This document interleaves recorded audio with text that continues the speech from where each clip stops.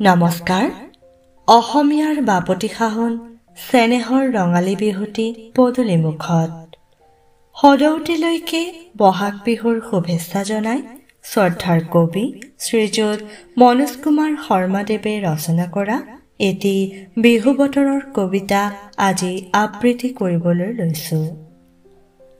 কবিতাটিৰ শিৰোনাম আহিবি বহাগী।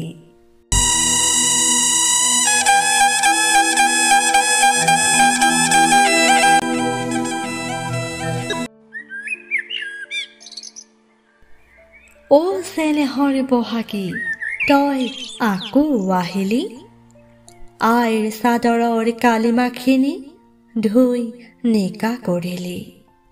জাকে জাকে ধুমুহা মেলি পানীৰ ঢল বোৱালি, সংস্কৃতিৰ পথাৰৰ অপতৃণবোৰ মোহাৰি উভালি উতালি।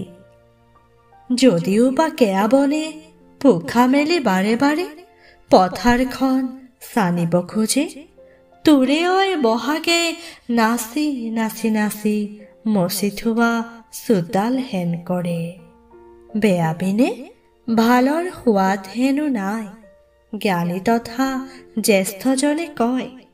ঢোল পেঁপা নাচনিলৈ বছৰেকত আহিবি, পাৰিলে হাতোজনীকে লৈ। ধন্যবাদ।